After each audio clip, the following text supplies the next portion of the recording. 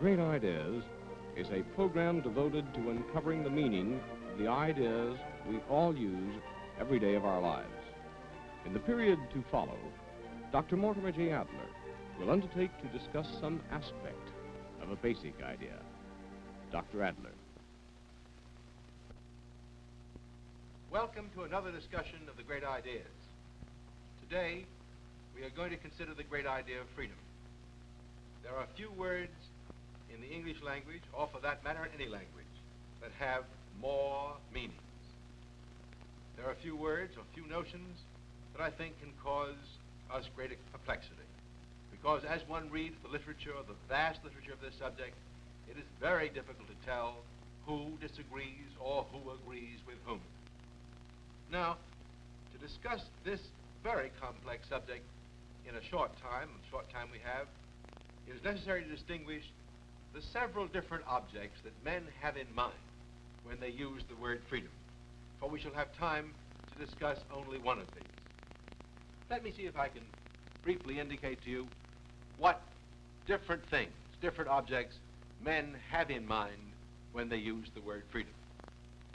First, they have in mind a freedom that men have in relation to one another, in their action in society, and in relation to the state.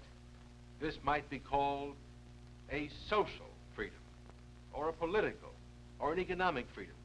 For example, it is in this sense of the term freedom that one speaks of a man as a slave, when he is enslaved, mastered by another man.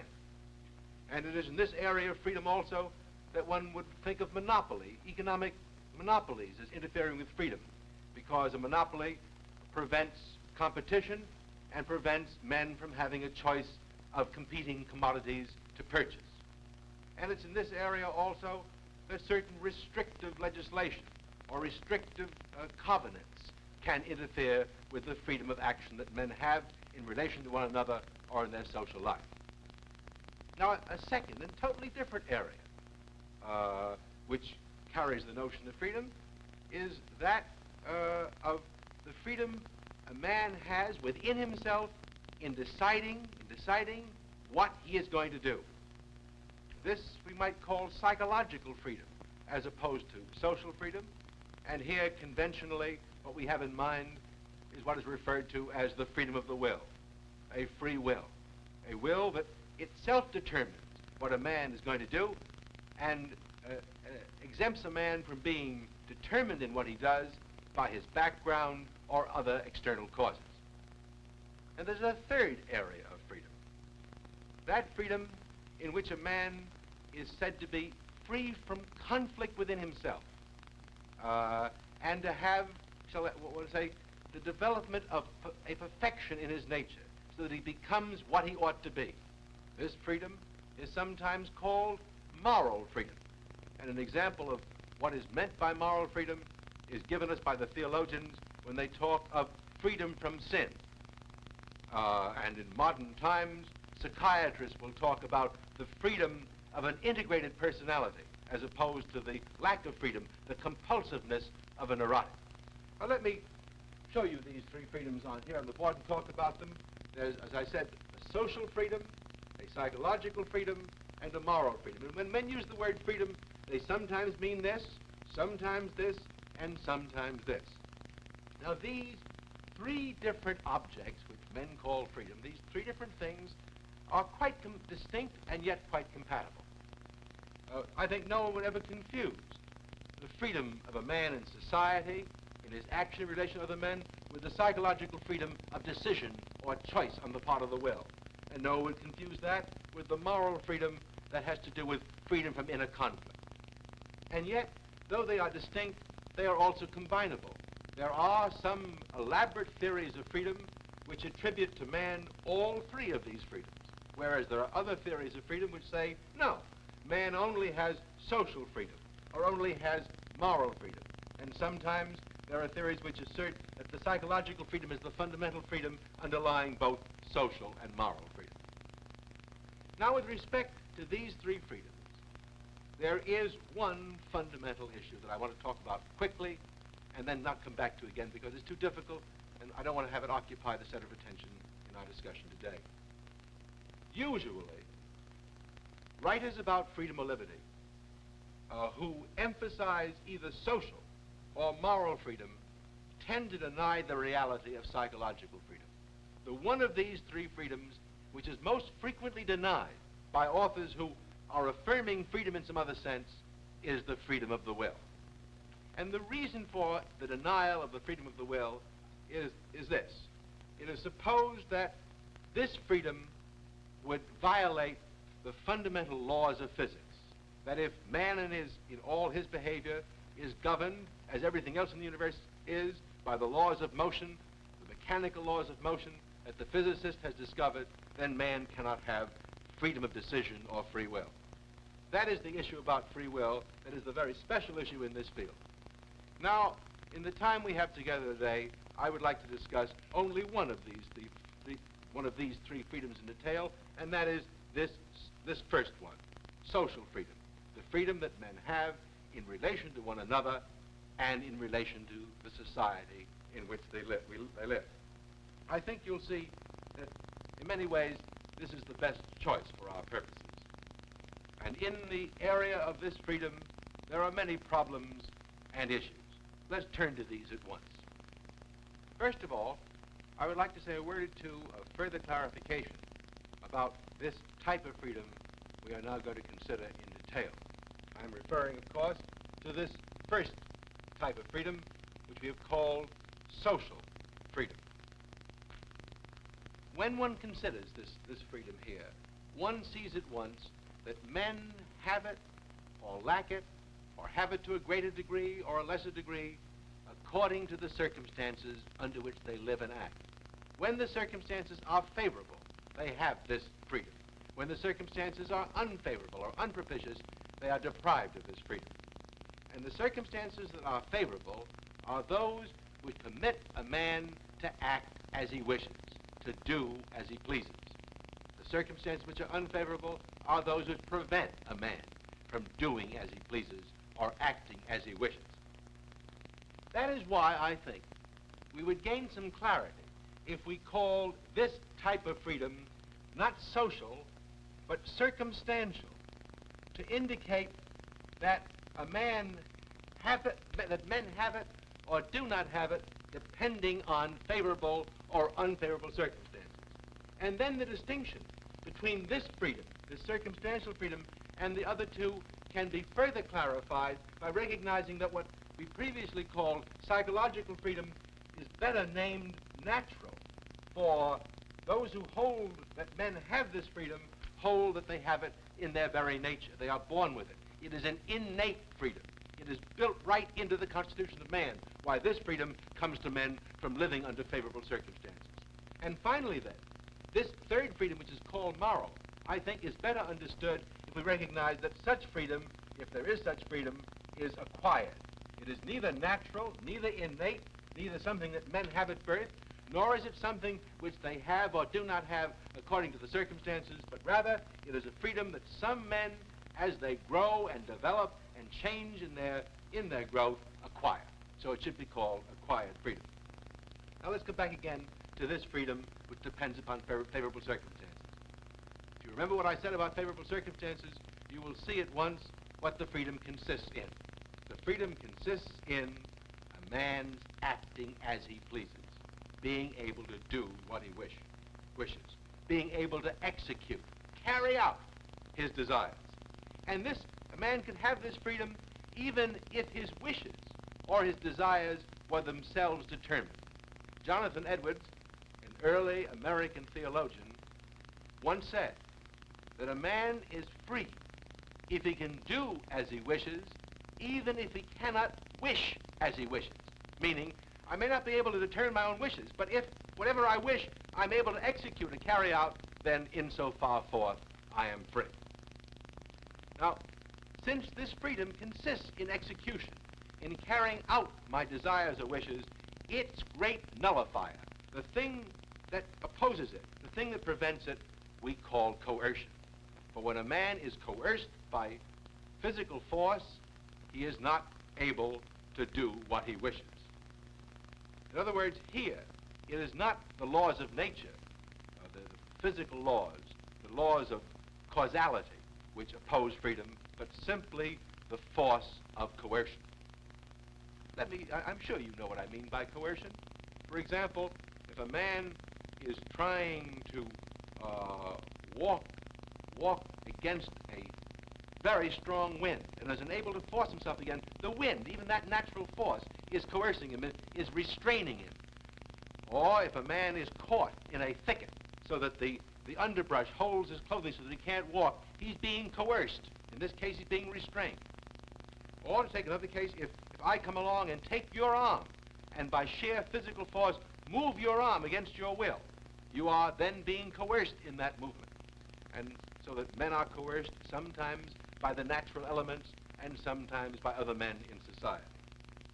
When you stop to think of what coercion means and how coercion is the opposite of freedom in action, you can see, I think, that the essence of this freedom lies in action itself. For when a man is coerced, he is not acting, he is being acted upon. He is suffering someone else's action upon him. He is being pushed about, if you will, or moved, and he is not himself initiating the movement. Hence, this freedom about which we're talking has both a positive and a negative aspect. Negatively, this freedom consists in exemption from coercion. And positively, this freedom consists in action, in the execution or carrying out of my own desires. When I act, I am free. And as you think about that for a moment, that statement, when I act, as opposed to being acted upon, when I act, I am free, you will, I think, get what for me is at least the deepest insight into the meaning of freedom. Let me show you what that insight comes to quickly in another chart. The essence of freedom requires us to understand two terms, self and other. When what I do is caused, if you will, is forced upon me by the other, when I'm under the power of the other, I am not free. But when what I do, what I think, how I become flows entirely from myself, I am free. Self, and self-expression, self-determination is the essence of freedom. When the self is subject to the other, you have not action, but passion being acted on. But when the self is the source of motion or change, you have action, and with action, you have freedom. So that one could almost say, from considering this type of freedom, that the essence of the matter, essence of freedom, lies in the power of the self to do, to think, to become, as it itself determines. And the absence of freedom consists in being subject to the power of the other. Now, there are some fundamental differences of opinion here that I should like to report, some fundamental differences of opinion about what is involved in acting as I please. I'm going to report these differences of opinion by asking you 3 or 4 basic questions, having you think about the questions, and then let me tell you what the conflicting answers to these questions are. The first question is, do stones or other living organisms other than man, as well as men, all have this freedom? Do other things like stones or plants or cats have the freedom which consists in acting as they please? Well, Thomas Hobbes said yes to that question. He said when a stone is rolling downhill, and it is free if there's nothing in its path. It is not free if something like a twig or another stone stops it from rolling. And we often, I suppose, tend to think that animals in cages are no more free than men are in prison. But while Hobbes and others say that all things that can move have freedom when they're allowed to act as they please, carry out their motions without being interfered with, there are other authors who say no. Only man has this kind of freedom. Because only that being who has conscious and deliberate desire can be regarded as free in the execution of his conscious and deliberate desire. And stones don't have conscious and deliberate desire. Now there's a second question.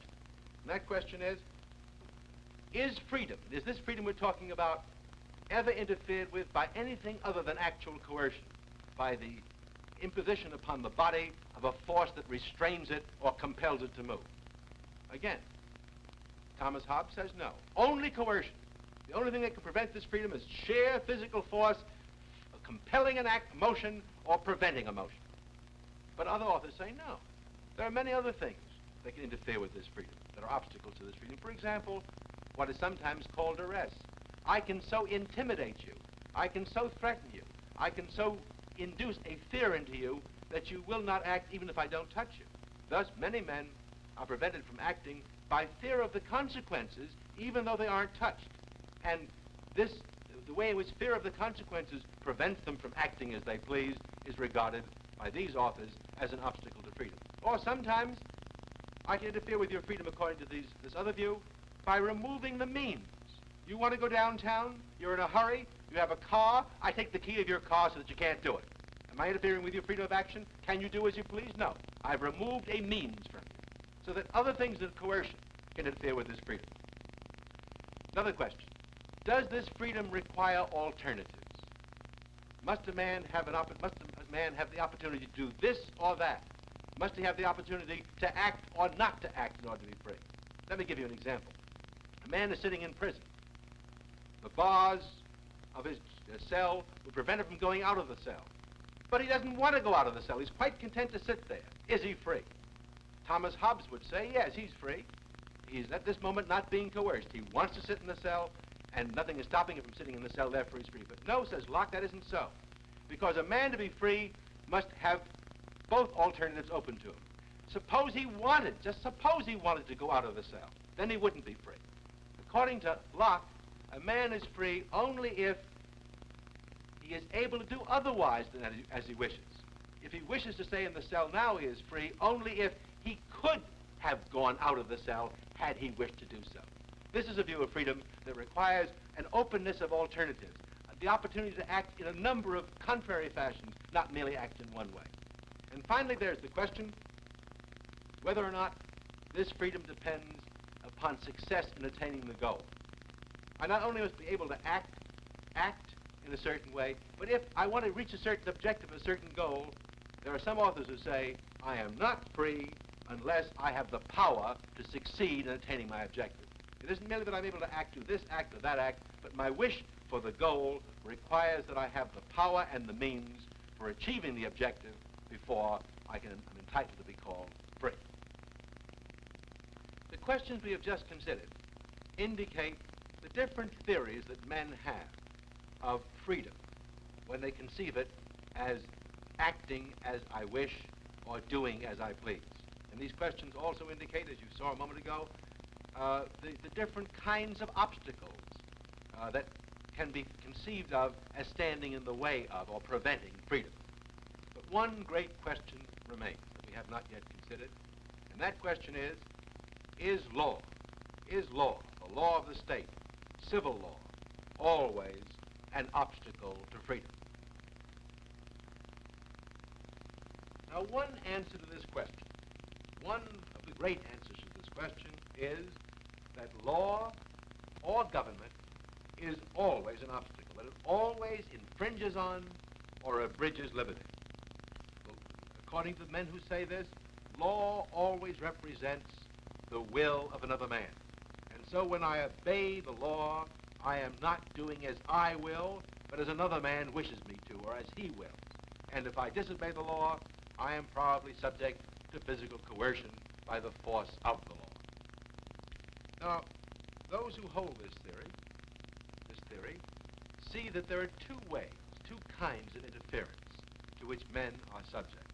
They are subject to extra-legal coercion, coercion outside the law by other men and forces, and by legal coercion. And therefore they recognize that sometimes when the law protects a man from extra-legal coercion, it is in a sense promoting his freedom by preventing that kind of coercion. Nevertheless, those who hold this view of law and liberty always say that even when the law promotes freedom by preventing extra-legal coercion, it also simultaneously abridges it. Let me read you what Bentham has to say on this subject, because in a way, he is the clearest exponent of this view. He says, by creating obligations, the law to the same extent, as insofar as it creates obligations, trenches upon liberty. It is impossible to create rights, to impose obligations, to protect persons, except at the expense of liberty. Hence, he goes on, there is always a reason against every coercive law, and that reason is that every law is an attack on liberty. And following him, John Stuart Mill points out in this conception of law as opposed to liberty, that the spheres of law and liberty, the sphere of action that is lawful and the sphere of free action, are mutually exclusive. According to Mill, since freedom consists in exemption from externally imposed regulations or coercions, the sphere of freedom enlarges as the sphere of government and law diminishes. The more laws, the less liberty. The fewer laws, the more liberty. How much liberty should an individual have? It's a fair question. Mill answers this question by saying, as much as he can use without interfering with or injuring others. I quote, the only part of the conduct of anyone for which he is answerable to society is that which concerns others. In that part which merely concerns himself, his freedom is by right absolute. Now, the opposite answer to this great question about law and liberty is that men have freedom under law and have freedom through law as well as freedom from law. The opposite answer really says that the law, when it is just, never infringes upon anyone's liberty. Let me begin by calling your attention to a point on which the two theories agree. For this second theory that looks upon law as favorable, as in some sense a foundation of freedom, says that men are free to do as they please in all matters where the law is silent. On such matters as are not regulated by law, my freedom obviously consists in my doing as I please. But this theory, unlike the first theory, goes on, this is its distinctive mark, goes on to say, I am also free under certain conditions. I am also free when I obey the law under certain conditions. Now, what are those conditions? First, if the law under which I live is one to which I've given my consent, laws made with my consent, as in any constitutional state, in any Republican form of government, the laws are made with my consent. And secondly, not only if I've consented to the laws, but if I've had an actual voice, a participating voice in the making of the laws through my suffrage as a citizen. In other words, when men live under a republic and a constitutional government and have the status, the rights, and privileges of citizenship, they are free even when they obey the law. Because under these conditions, when men live under a body of laws to which they've given their consent and in the making of which they have had some voice, they act according to their own will, by their consent, with their own participating voice when they obey the law. This shows us a conception of freedom as self-government. Not freedom from government, but freedom through having a voice in government and through one's own voluntary consent to government. Let me read you here some classic statements of this point of view. William Penn says, "The most natural and human government is that of consent, for such government binds us freely when men hold their liberty," listen to this now, "when men hold their liberty by true obedience to laws of their own making." And Rousseau points out, constitutional government in which men are citizens is one under which each individual obeys himself when he obeys the law, and so remains quite free. That is why Rousseau says over and over again that it is to law and law alone that men owe justice and liberty. And John Locke said, "The end of law is not to abolish or restrain, but to preserve and enlarge freedom.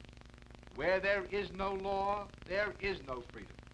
For liberty is to be free from restraint and violence from others, which cannot be where there is no law." And finally, Immanuel Kant says, "Freedom is independence of the compulsory will of another, and so it is the citizen in a republic who has constitutional freedom because he obeys no other law. He obeys no other law than that to which he has given his consent or approval." Now, according to this theory, men are unfree when they live under tyranny or despotism, because then they are subject to the arbitrary will of another man, the will of another man to which they have not given consent, and rules in the making of which they have had no voice. Freedom is the very opposite of this, for freedom consists, according to Locke, in not being subject to the inconstant, uncertain, unknown, arbitrary will of another man. Hence, according to this theory, far from limiting freedom or opposing it, law always tends to increase freedom, promote it, and is in fact its foundation stone. In the few minutes that are left, I would like to mention one other point in this fundamental conflict concerning liberty and law. Those who take the view that law is the foundation of freedom also make a sharp distinction between liberty and license. Just laws never infringe upon liberty. Only unjust laws can interfere with a man's freedom. And when a man disobeys the law, he is not free. He's committing a licentious act. To disobey the law is to exercise license, not liberty. And license, according to this theory, is the very opposite of freedom. For freedom is action which serves a man's own good, and license, according to this theory, defeats his good. Now, the opposite view is that law always infringes freedom, whether it be just or unjust, that unjust laws, no more than just laws, that just laws as much as unjust laws interfere with a man's liberty. And so, according to this view, there is no distinction between liberty and license. Freedom always consists in exemption from law, just or unjust. And a man who disobeys a just law is as free as a man who disobeys an unjust law. As Bentham asks, is not the liberty to do evil liberty? If not, what is it? Now, this must conclude our discussion of freedom. Next time, we shall consider another great idea and again discuss some of the fundamental issues it raises. I hope you'll be with us again. Thank you very much.